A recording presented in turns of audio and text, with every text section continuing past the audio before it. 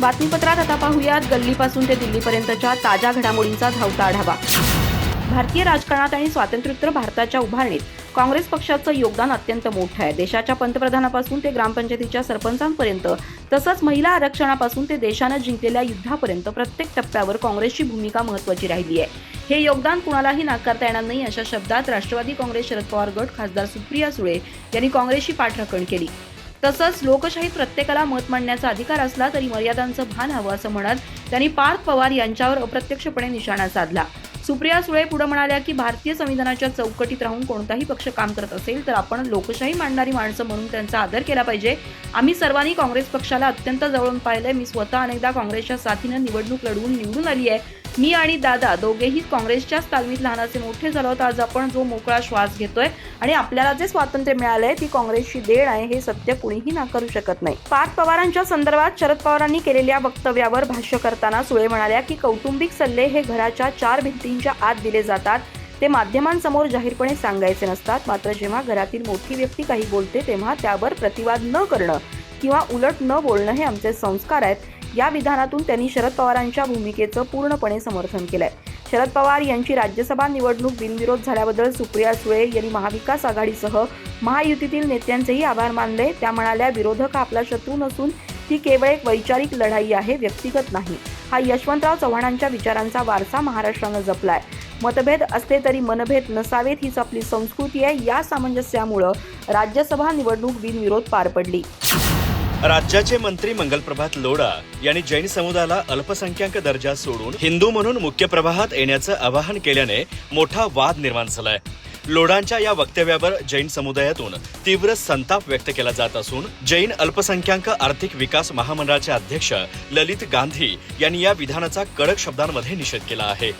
लोढांनी जैन समाजातील कोणालाही विश्वासात न घेता हे वक्तव्य केलं। त्यांचे हे विधान अज्ञानमूलक आहे किंवा ठरवून आखलेल्या भूमिकेचा भाग असल्याची टीका गांधी यांनी केली आहे। ललित गांधी म्हणाले, जैन धर्म हा भारतातील एक स्वतंत्र, प्राचीन आणि वैज्ञानिक तत्वज्ञान आहे। त्याचे स्वतःचे तीर्थंकर, स्वतःची तत्वमीमांसा आणि मोक्ष परंपरा आहे। आम्ही हिंदू संस्कृतीचे पालन करते आहोत, परंतु जैन धर्म हा हिंदू धर्माची शाखा किंवा उपशाखा नाही। धर्म आणि संस्कृती या दोन्ही वेगवेगळ्या गोष्टी आहेत। जैन धर्मीयांना मिळालेला अल्पसंख्याक दर्जा ही कोणतीही भीक नसून आमचा घटनात्मक अधिकार आहे। पुढे बोलताना ललित गांधी म्हणाले, अल्पसंख्याक दर्जा हा एक प्रकारे आमच्या वेगळ्या ओळखीचा सन्मान आहे। हा दर्जा सोडणं म्हणजे स्वतःच्या अस्तित्वालाच नाकारणं। अशा कोणत्याही विचारसरणीला आम्ही सर्व स्तरातून विरोध करू। हा घटनात्मक अधिकार काढून घेण्याचा प्रयत्न पूर्ण ताकदीने हाणून पाडला पाहिजे। हा दर्जा जैन समाजाच्या ऐक्यासाठी अत्यंत महत्त्वाचा ठरला आहे। जैन समाज आता शांत बसणार नाही, हे लोढा यांनी समजून घ्यावं असा इशारा गांधी यांनी दिला आहे। सत्ताधारी राष्ट्रवादी काँग्रेसचे आमदार अमोल मिटकरी यांनी भोंदू अशोक खरात आणि त्याच्या आश्रमात झालेल्या अघोरी पूजेचा अजित पवारांच्या विमान अपघाताशी कथित संबंध असल्याचा दावा केलाय। भोंदू अशोक खरातचा जानेवारी महिन्यातील सीडीआर काढल्यास अजित पवारांचा अपघात की घातपात हे स्पष्ट होईल असं ते म्हणाले। दरम्यान सत्ताधारी पक्षाच्या एका नेत्यानंच असा दावा केल्यामुळं याविषयी राजकीय वर्तुळात खमंग चर्चा रंगली आहे। अजित पवार यांचं गत 28 जानेवारी रोजी झालेल्या एका विमान अपघातात निधन झालं होतं।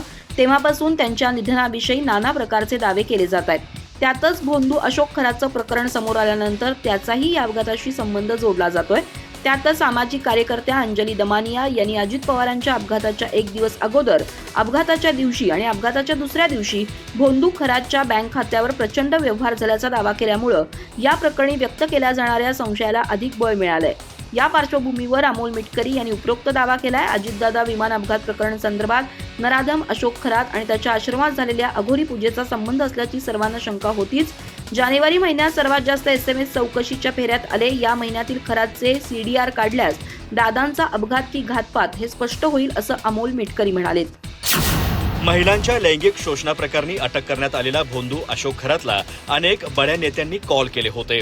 त्यात प्रामुख्याने उपमुख्यमंत्री एकनाथ शिंदे, मंत्री चंद्रकांत पाटील, आशिष शेलार तसेच महिला आयोगाच्या माजी अध्यक्ष रुपाली चाकणकर, उद्धव सेनेचे आमदार मिलिंद नार्वेकर यांचा समावेश होता, असा आरोप सामाजिक कार्यकर्त्या अंजली दमानिया यांनी केला। त्यांनी खरात नेत्यांचे सीडीआरही कॉल डिटेल्स रेकॉर्ड सादर केले. हे सीडीआर मुख्यमंत्री कार्यालयातून दमानिया यांना देण्यात आले असा आरोप खासदार संजय राऊत, सुषमा अंधारे यांनी केला होता. त्यावर सोमवारी दमानिया म्हणाल्या की एका प्रायव्हेट डिटेक्टिव्हने हा सीडीआर मला दिला. दरम्यान मुख्यमंत्री फडणवीस म्हणाले की अशा प्रकारचा सीडीआर प्राप्त करून घेण्याचा अधिकार तपास यंत्रणेलाच आहे. त्यामुळे हा सीडीआर कोणी लीक केला याची चौकशी राज्य सरकार करेल. दमानिया म्हणाल्या की सीडीआर मधील टेलिकॉम ऑपरेटर्सचे हॉलमार्क्स, टॉवर लोकेशन आयडी अचूक आहेत. 1 एप्रिल रोजी एका प्रायव्हेट डिटेक्टिव्हने मला संपर्क साधला. त्याच्या कंपनीची वेबसाईट आणि व्हॉट्सअप लिंकवरून पडताळणी केल्यानंतर दुपारी 12:49 त्यांना एक मोठी एक्सेल शीट प्राप्त झाली. ती पोलीस महासंचालक, गृहमंत्री आणि एसआयटी प्रमुख तेजस्विनी सातपुते यांना पाठवून तपासाची मागणी केली. दमानिया म्हणाल्या, अजित पवारांचं निधन होण्याआधी खरातच्या फोनवर 17 मेसेजेस आले. 28 जानेवारीला म्हणजे अपघाती निधनाच्या दिवशी 19 मेसेज आले. एकाच दिवशी इतके मेसेजेस येणं मोठ्या आर्थिक अफरातफरीचं लक्षण आहे. वंचित बहुजन आघाडीचे नेते प्रकाश आंबेडकर यांनी निवडणूक प्रक्रियेतील पारदर्शकतेवर गंभीर प्रश्नचिन्ह उपस्थित करत खळबळ उडवून दिली आहे. महाराष्ट्रात मतदान संपल्यानंतर तब्बल 76 लाख वाढीव मतदान झाल्याचा दावा त्यांनी केला असून आंध्र प्रदेशातील रात्री उशिरापर्यंत चाललेल्या मतदानाला फ्रॉड निर्मला सीतारामन यांच्या पतीनं बोगस ठरवल्याचं त्यांनी म्हटलंय. याच धर्तीवर आगामी काळात तामिळनाडू, केरळ, आसाम आणि पश्चिम बंगालमध्ये निकालांचं चित्र फेरफार करून भाजपच्या पथ्यावर पाडलं जाऊ शकतं अशी भीती त्यांनी व्यक्त केली. लोकशाही वाचवण्यासाठी ममता बॅनर्जी, स्टॅलिन आणि काँग्रेससारख्या विरोधी पक्षांनी निवडणूक रिटर्निंग ऑफिसरला कठोर तंबी देऊन निवडणूक यंत्रणेवर वचक निर्माण करावा असं आवाहन प्रकाश आंबेडकर यांनी केलंय. प्रकाश आंबेडकर म्हणाले की महाराष्ट्र विधानसभा निवडणुकीत मतदान प्रक्रिया संपल्यानंतर तब्बल 76 लाख वाढीव मतदान झाल्याचं समोर आलंय. हा प्रकार अत्यंत संशयास्पद असून केंद्रीय अर्थमंत्री निर्मला सीतारामन यांचे पती डॉक्टर परकला प्रभाकर यांनी देखील आंध्र प्रदेश निवडणुकीबाबत असेच दावे केलेत. आंध्र प्रदेशात रात्री 9 ते पहाटे 2 वाजेपर्यंत मतदान झालं आणि तो निकाल फ्रॉड असल्याचं त्यांनी स्पष्ट केलंय. ही परिस्थिती लोकशाहीसाठी अत्यंत घातक असल्याचं आंबेडकर यांनी नमूद केलं. प्रकाश आंबेडकर म्हणाले की जर हीच परिस्थिती कायम राहिली आणि निवडणूक यंत्रणेवर वचक बसवला नाही तर तामिळनाडू, केरळ, आसाम आणि पश्चिम बंगालमध्ये निकालांचं चित्र अनपेक्षितरित्या बदलू शकतं असा इशारा आंबेडकरांनी दिलाय. काँग्रेसने बारामती विधानसभा पोटनिवडणुकीवरून खासदार पार्थ पवार यांच्यावर कृतघ्न मुलगा म्हणत जहरी टीका केली आहे. त्यानंतर आता राष्ट्रवादी काँग्रेसनेही काँग्रेसवर जोरदार पलटवार करत काँग्रेसला दुसऱ्यांवर टीका करण्यापेक्षा आपले नेते राहुल गांधींच्या कामगिरीकडे पाहण्याचा टोला हाणलाय. काँग्रेसने आमच्या नेत्यांवर टीका करण्यापेक्षा राहुल गांधी यांनी काश्मीरपासून कन्याकुमारीपर्यंत काय केलं ते अगोदर पाहावं असं राष्ट्रवादीने म्हटलं आहे.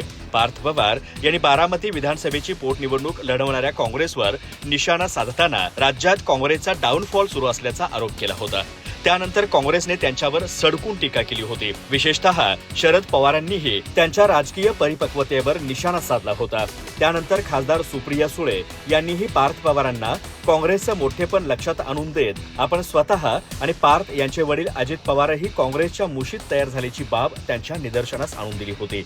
या पार्श्वभूमीवर राष्ट्रवादी काँग्रेसचे सरचिटणीस सूरज चव्हाण यांनी पार्थ पवारांवर होणारी टीका फेटाळून लावताना राहुल गांधींवर निशाणा साधला. सूरज चव्हाण म्हणाले, काँग्रेसने आमच्या नेत्यांवर टीका करण्यापेक्षा राहुल गांधी यांनी काश्मीरपासून कन्याकुमारीपर्यंत काय केलं ते अगोदर पाहावं.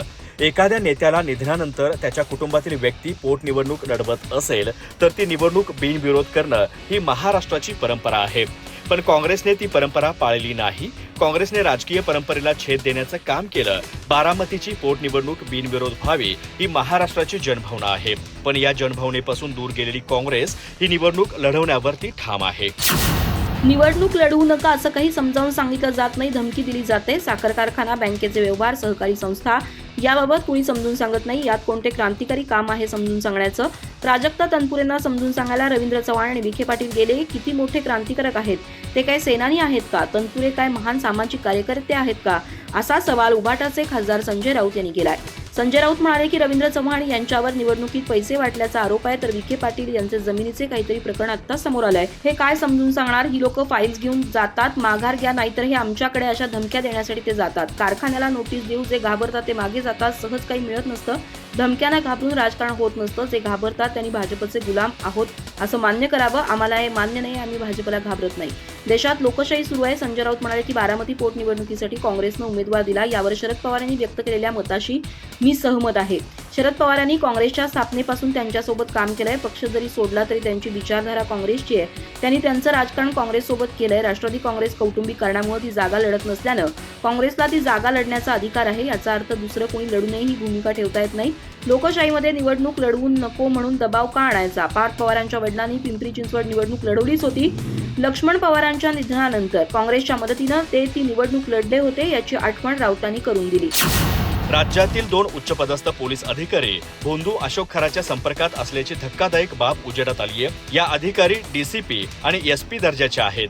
त्या आवडत्या पोस्टिंगसाठी भोंदू अशोक खराच्या संपर्कात आल्या होत्या. आता त्यांच्या मागे एसआयटी चौकशीचा ससेमिरा लागण्याची शक्यता आहे. दरम्यान या प्रकरणात राजकीय नेत्यांसह उच्चपदस्थ सनदी अधिकाऱ्यांची नावं आल्यामुळे या प्रकरणाची देशभरात चर्चा होतीये. भोंदू अशोक खराच्या काळ्या कारनाम्यांमुळे अवघ्या राज्यात संतापाची लाट उसळली आहे. खरातवर अनेक महिलांचे लैंगिक शोषण केल्याचा आरोप आहे. या प्रकरणी आतापर्यंत त्याच्यावर 13 गुन्हे दाखल झालेत. यातील 8 गुन्हे लैंगिक शोषणाचे, 4 गुन्हे आर्थिक फसवणुकीचे, तर 1 गुन्हा ईडीने दाखल केलेला मनी लॉन्ड्रिंगचा आहे. त्यातच आता त्याला नाशिकमध्ये कार्यरत असणाऱ्या 2 महिला पोलीस अधिकाऱ्यांनी मोठी मदत केल्याची बाब समोर आली आहे. सूत्रांच्या माहितीनुसार 2 महिला पोलीस अधिकारी अशोक खराच्या संपर्कात होत्या. यापैकी एक महिला अधिकारी डीसीपी तर दुसरी एसपी दर्जाची होती. या दोघी आपल्या पसंतीची पोस्टिंग मिळावी यासाठी अशोक खराच्या संपर्कात आल्या होत्या. आता त्यांनी भोंदू खराचे काही आर्थिक व्यवहार केले होते का याचा धुंडाळा विशेष पोलीस तपास घेत आहेत. नाशिकमध्ये एकेकाळी बड्या पदांवर कार्यरत असलेल्या या महिला अधिकाऱ्याने अशोक खरात याला नियमबाह्य मदत केल्याचा आणि दोघांमध्ये पैशांचा व्यवहार झाल्याचा पोलिसांना संशय आहे. त्यामुळे ही महिला अधिकारी आता पोलिसांच्या रडारवरती आली आहे. या संबंधीच्या माहितीनुसार सदर महिला अधिकाऱ्याने नाशिकमध्ये कार्यरत असताना अनेक प्रशासकीय कामांमध्ये अशोक खरातला नियमबाह्य मदत केली होती. या मदतीच्या बदल्यात खरातने आपले राजकीय लागेबंदे आणि नेटवर्क वापरून या महिला अधिकाऱ्याला हवी असलेली पोस्टिंग मिळवून देण्यात महत्त्वाची भूमिका बजावली होती. अधिक माहिती आणि ताज्या घडामोडींसाठी आजच आमचे चॅनल सबस्क्राईब करा.